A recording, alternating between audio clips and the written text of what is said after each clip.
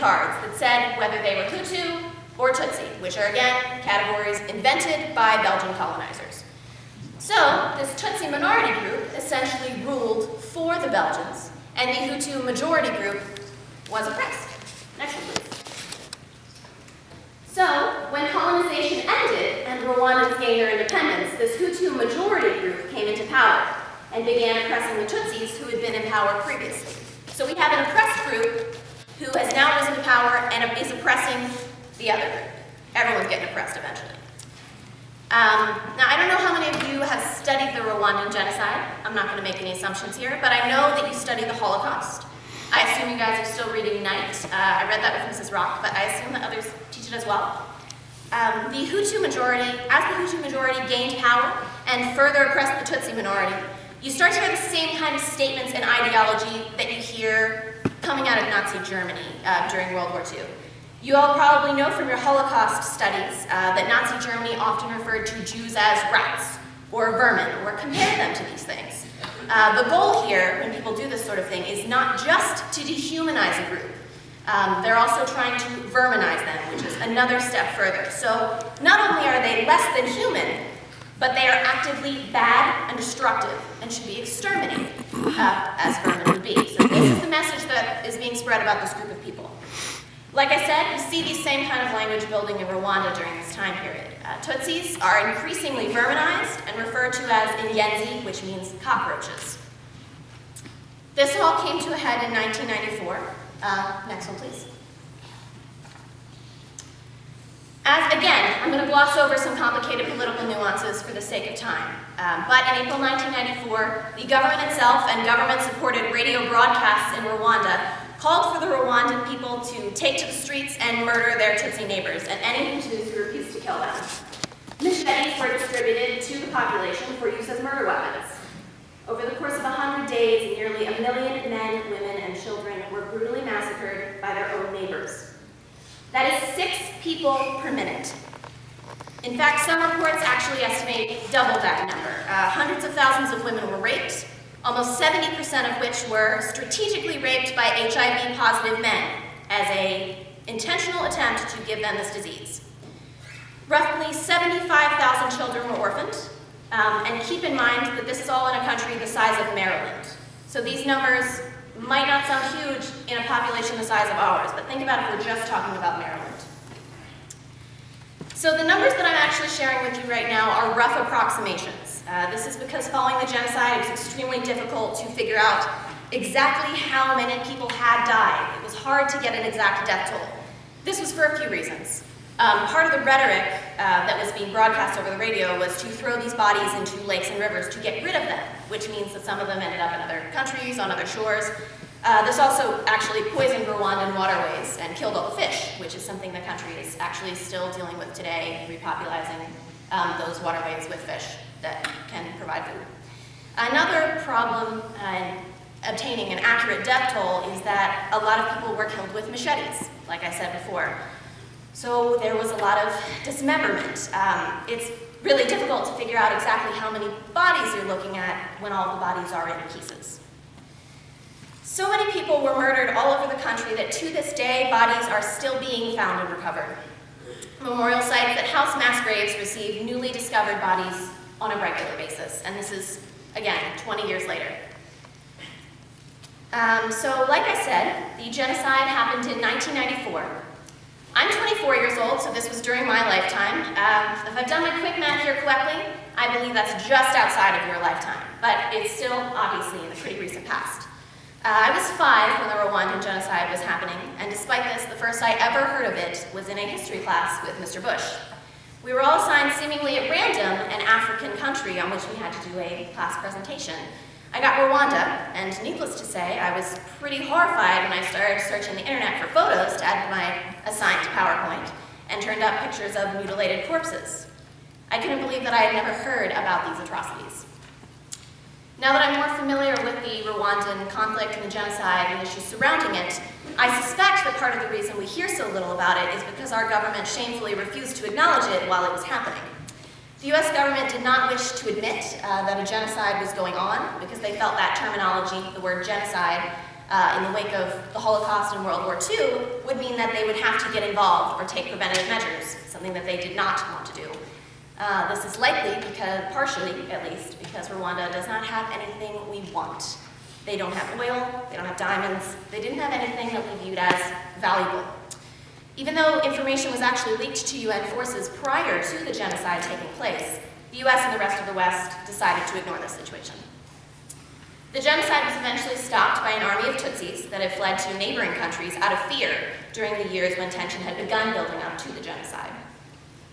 So since that time, the country has actually made immense progress in rebuilding. It's actually the only sub-Saharan nation currently on track to meet the UN Millennium Development Goals, which is extremely impressive.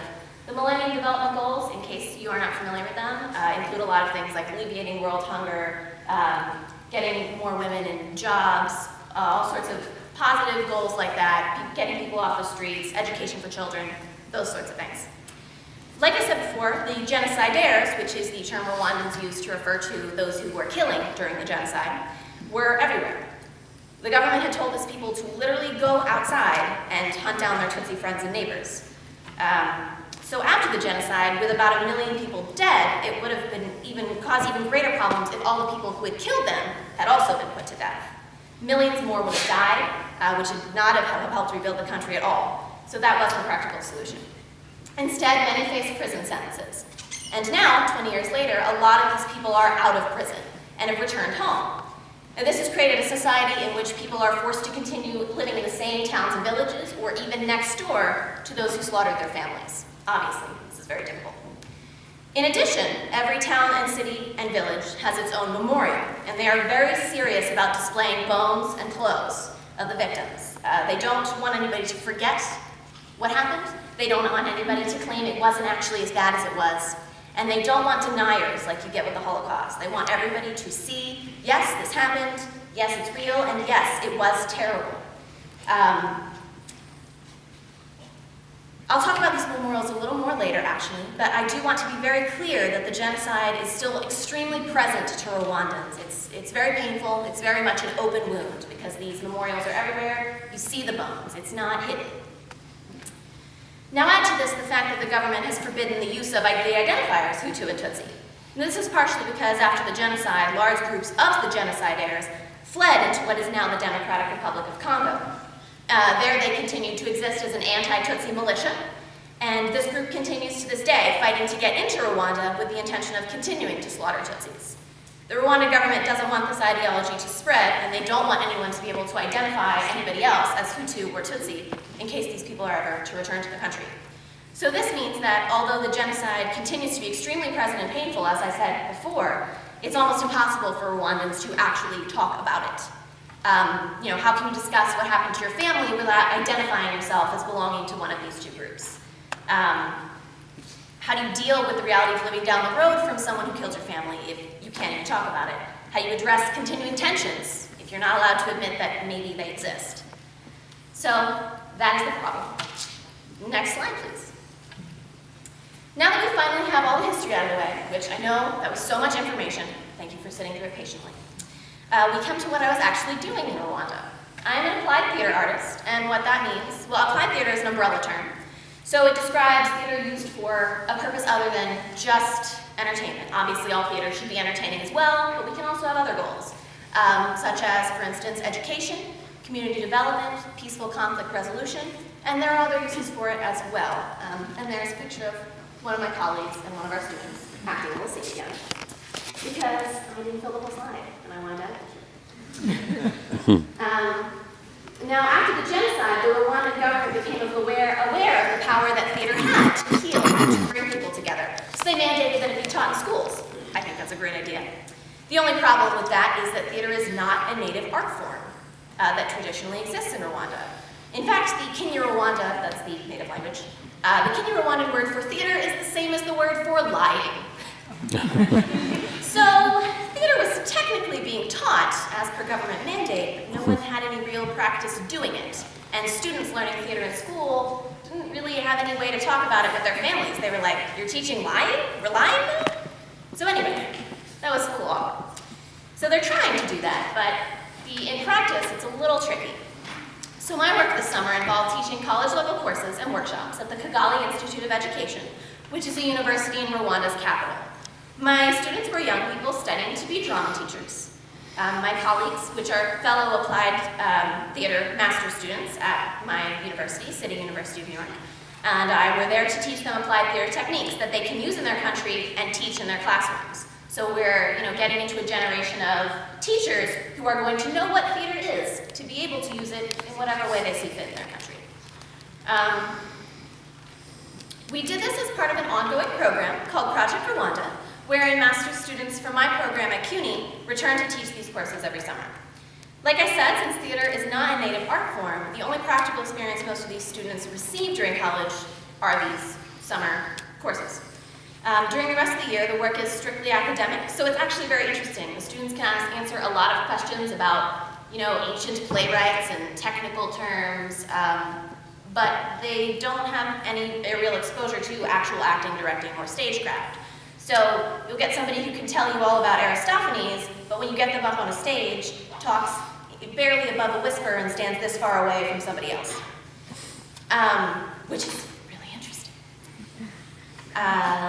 So yes, this is obviously an important part of a theatrical curriculum, is actually theater. So you might be thinking, why theater? Next slide, please.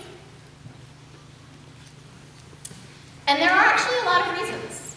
Theater, for one thing, it enables us to step into another person's shoes and see opposing perspectives. You take on another role, which helps us to empathize with people who perhaps think differently than us or have had different experiences than we've had.